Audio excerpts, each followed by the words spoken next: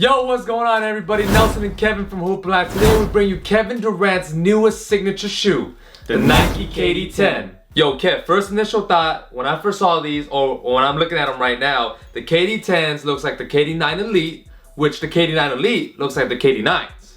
Essentially, the KD10 looks like a KD9.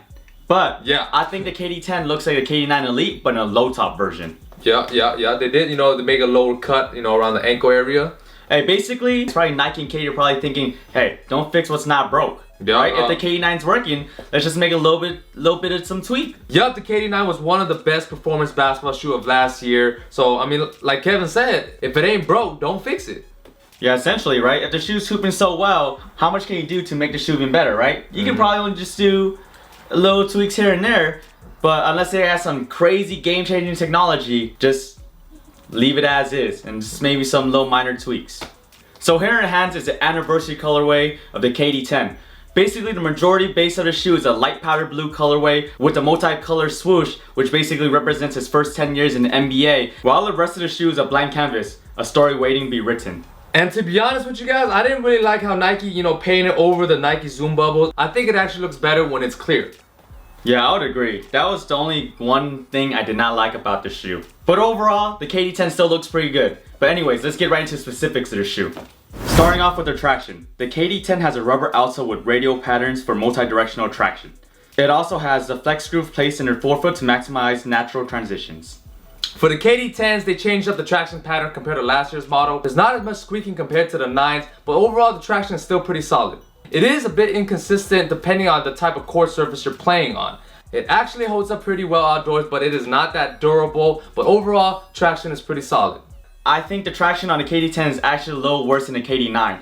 So basically, on a clean court, you're not going to have any type of problems. You're not going to notice a difference. But when you're playing on a dusty court, mildly dusty court, you're going to notice you're going to be slipping a little more. But since we did hoop in an anniversary colorway, this does have a translucent outsole, so it does pick up dust a little more. But I can definitely notice the big difference in traction when we're playing a mildly dusty court. But a good fix for the KD10 is that this little bridge right here that connects the flex grooves, they actually made it a little bit wider compared to the 9s. In last year's model, a lot of people who had the KD9s actually, ripped this little bridge right here in the flex groove. So in the KD10s, they made it a tad wider and the outsole is a little bit more firm. Moving on to materials, the KD10 has a Flyknit upper with TPU threads that offer good breathability. The tongue and the collar are the areas that consist of 100% Flyknit. Besides the super soft and flexible Flyknit on the tongue and the collar, the rest of the shoe consists of Flyknit plus TPU yarn thread, whatever that's sewn in between. Which makes the shoe more stiff, but it makes the shoe more durable for areas for specific movements. Yeah, I would definitely agree. The materials on the shoe is definitely pretty flexible. It's definitely a lot more soft compared to the KD9s, which I actually liked a lot. So, considering the uppers, I liked it way better than the KD9s. I actually felt a difference. I don't know about you, but I just like how lightweight it was, and the tongue, especially the tongue area right here, it was just way more flexible. Basically, this whole part feels really, really nice right here.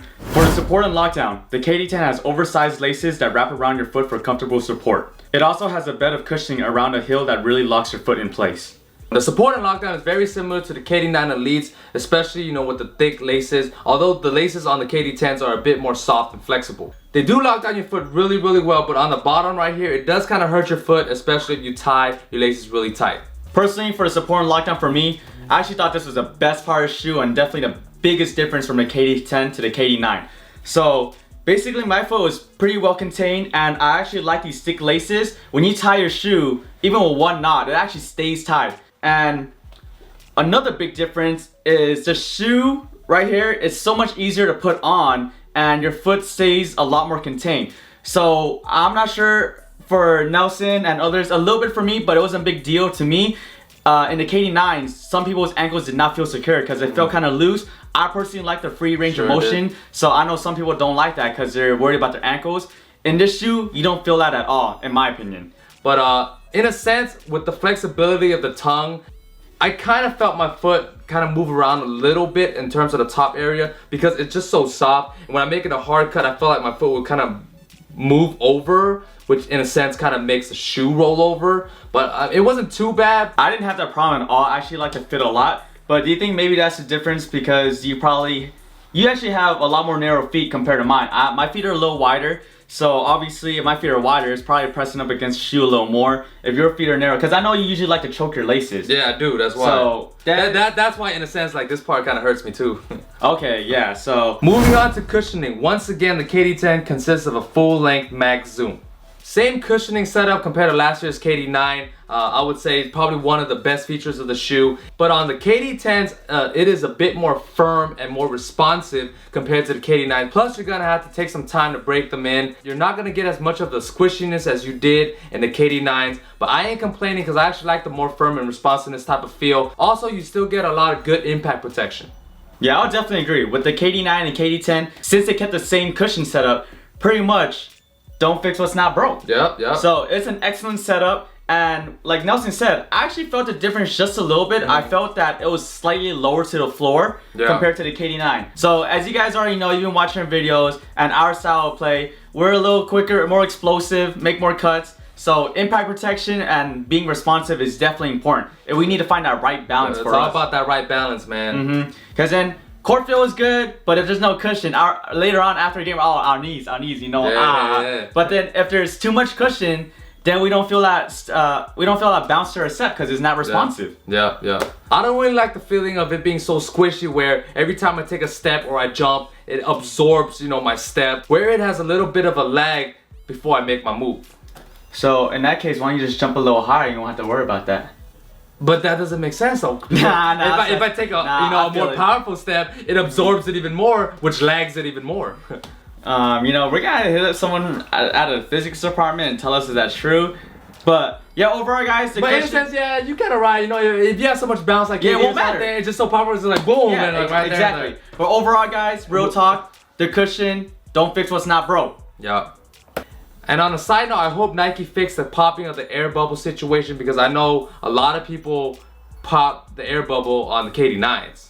So hopefully with the Zoom Air on the KD10s being a little more firm, hopefully they'll last a bit longer. As for comfort and size fitting, the KD10 fits true to size. So basically, like I mentioned earlier, my foot is slightly wider, but I stuck with my same size. I wear a size 10, got a size 10. I think these fit perfectly. I didn't have much trouble with them. I didn't really need to break it in too much either. So, like I said, true to size for me. What about you, Nell? Brick House said it all, man. Flyknit is good. Easy access, putting on your shoe, you know, with the opening. Way easier access. Way easier. And no problems getting in or out, you know. And yeah, true to size for me as well. I mean, but you know, like we always tell you guys should make sure you try it on in stores before you buy the right size, especially if you're ordering online. In the beginning, before I wore these and tried it on, I did have a concern that the lacing system, since it was so low, I thought it would be a problem for me because, you know, with a wider foot, since it's so low, it would probably push against my foot, but I didn't really have that problem. Okay. So I do believe and feel like the KD10s are a bit more wide in the forefoot compared to the 9s. As far as pricing goes for the KD10, it retails for $150. It is the same price compared to last year's model, the KD9. Like we mentioned, the shoe is pretty much very similar to the KD9s, so I'm glad that Nike did not increase the price of the KD10s. So, in essence, if you guys can get these at retail or even less than retail, this shoe is definitely a good shoe for your bargain. And finally, for our overall rating, I'm gonna give the KD10s a 9 out of 10. Yeah, I know, y'all gonna call me out. You gave the KD9s 9 out of 10, the KD9 Elites a 9 out of 10.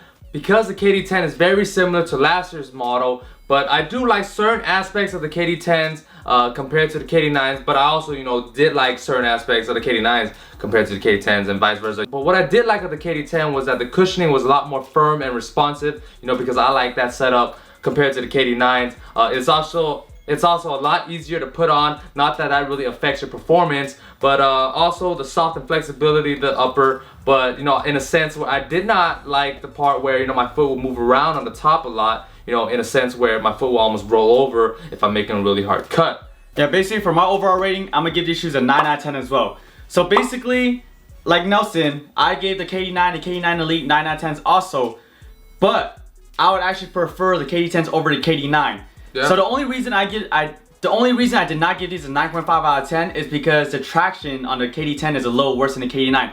If the KD10 had the same traction pattern as the KD9s, these would be an easy 9.5 out of 10 for me.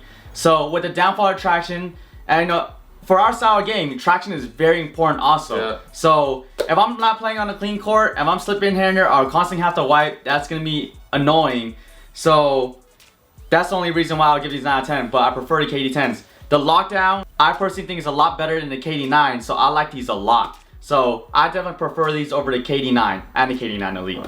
There's nothing significantly different or drastically better compared to the KD9s, but I do prefer the KD10s over the KD9s.